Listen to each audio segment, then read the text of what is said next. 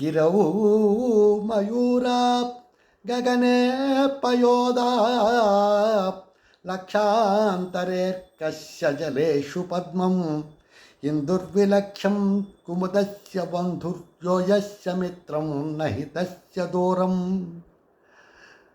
ఇద్దరు వ్యక్తుల మధ్య గల బంధానికి స్నేహం అవ్వచ్చు, ప్రేమ అవ్వచ్చు, బంధుత్వం అవ్వచ్చు, వాళ్ళ ఇద్దరికి మధ్య గల దూరం కానీ ఎడబాటు కానీ ఎటువంటి అంతరాయం కలిగించలేదు.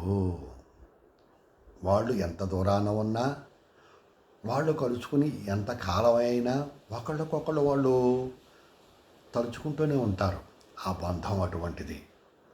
నిజానికి వాళ్ళు ఎంత దూరంలో ఉన్నా, వాళ్ళు కలుసుకుని ఎంత కాలమైనా, ఒకడికి ఏమైనా జరిగిందనుకోండి, ఆపద ఏదో జరిగిందో అనుకోండి, ఇక్కడ వీడికి ఏదో ఆ వేళ అంతా కూడా దిగులుగా ఉండడం ఏదో జరుగుతూ ఉంటుంది.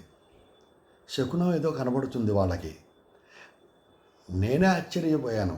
మా నాన్నగారు కాశీలో కొన్నాళ్ళు గంగాధర మిశ్రా అని గురువుగారి దగ్గర చదువుకున్నారు. ఆయన చిన్నప్పుడు ఎప్పుడో, తర్వాత వచ్చేసారు. చాలా కాలం అయింది. ఒకనాడు ఆయన ఫోటో ఉండేది. ఈయన రోజు ఆ గురువుగారి ఫోటో గోడకి పెట్టుకునేవారు. ఒకనాడు ఆ ఫోటో అనుకోకుండా కింద పడిపోయింది. దానికి అదే కింద పడిపోయింది. ఎందుకు కింద పడిపోయిందో తెలీదు. ఆ తర్వాత తెలిసింది ఆ గురువుగారు ఆ రోజో ఆ ముందు రోజో గతించారని. ఇలాగే ఉంటాయి శకునాలు. తెలియవన్నమాట. ఆ బంధుత్వం, ఆ గురు శిష్యుల బంధుత్వం అటువంటిది. మనకి కూడా అనుభవంలోకి చాలా కాలం ఉంటాయి. అలాగే ఇప్పుడు నెమళ్ళు ఉంటాయి, కొండల మీద తిరుగుతూ ఉంటాయి. ఆకాశంలో మబ్బులు ఉంటాయి. ఆ మబ్బులు వల్ల ఏర్పడేటువంటి అందమైన అంటే ఆ ప్రకృతి దృశ్యానికి పరవశించి ఈ నెమళ్ళు ఆనందంతో నాట్యం చేస్తాయి. నిజానికి ఆ మబ్బులకి ఈ నెమలకి ఇక్కడ మధ్య దూరం చాలా. ఆ దూరం వల్ల ఆ నెమల యొక్క ఆనందానికి అడ్డు వస్తుందా? అడ్డు రావడం లేదు. అలాగే కమలానికి సూర్యుడికి మధ్య దూరం 8 కోట్ల కిలోమీటర్లు, 8 కోట్ల మైళ్ళ దూరం.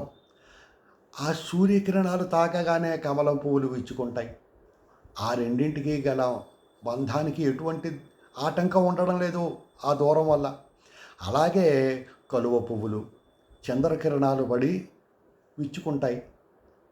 ఆ చంద్రుడికి ఆ కలువకి మధ్య దూరం 2,80,000 కిలోమీటర్ల పైచిలుకు. అయినప్పటికీ ఆ దూరం ఈ చంద్రుడికి ఆ కలువకి ఎటువంటి అడ్డు బంధానికి ఆటంకం ఏర్పడడం లేదు. సముద్రంలో ఉంటుంది ఉప్పు, అడవిలో ఉంటుంది మామిడికాయ. ఈ రెండూ కలిస్తే బ్రహ్మాండమైనటువంటి రుచి. అలాగే ఉంటాయి బంధుత్వాలంటే. మనకు తెలీదు. పూర్వం రాజులు తన కొలువులో మంత్రుల్ని తీసుకుంటాడు కదా, ఆ మంత్రుల జాతకాలు తీసుకునేవారు. ఎందుకంటే ఇప్పుడు కలిసి రాలేదనుకోండి, జాతకాలు కలవలేదనుకోండి, వీడి అభిప్రాయం జాతకాలు కలవడం అంటే వీడి అభిప్రాయాలు వాడి అభిప్రాయాలు కలవాలి. షష్టాష్టకాలు అయ్యాయి అనుకోండి, ఎటువంటి తిట్టు అన్నట్టు ఉంటుంది. లేదంటే ద్రోహం చేస్తూ ఉంటారు కొంతమంది. ఈ రాజులు అవన్నీ కూడా పరిశీలించి తీసుకునేవారు తమకి అనుయాయుల కింద, తన సలహాదారుల కింద. ఇప్పుడు కూడా ఆ పద్ధతి కొన్ని రాష్ట్రాల్లో జరుగుతూనే ఉంటుంది. అటువంటి పద్ధతులు ఆ భాగస్వామ్యం అన్నమాట. ఆ భాగస్వాముల మధ్య సయోధ్య లేనిదే ఏ కార్యక్రమం ముందుకు వెళ్ళదు. వీడికి సరి అయినటువంటి భాగస్వామ్యం లేదనుకోండి, వీడు చేసే ప్రతి పని నష్టం వస్తూ ఉంటుంది. అన్నిటా కూడా అవమానాలు ఎదురవుతూ ఉంటాయి. అందుకని పూర్వం రాజులు ఏం చేసేవారు? మంచి వీళ్ళకి సరిపడేటువంటి భాగస్వాములను తీసుకునేవారు.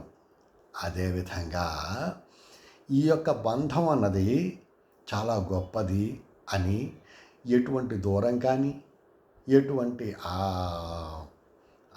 ఎడబాటు కానీ వాటి వల్ల ఈ బంధానికి ఎటువంటి అంతరాయం ఉండదని ఈ శ్లోకం మనకి చెప్తోందన్నమాట.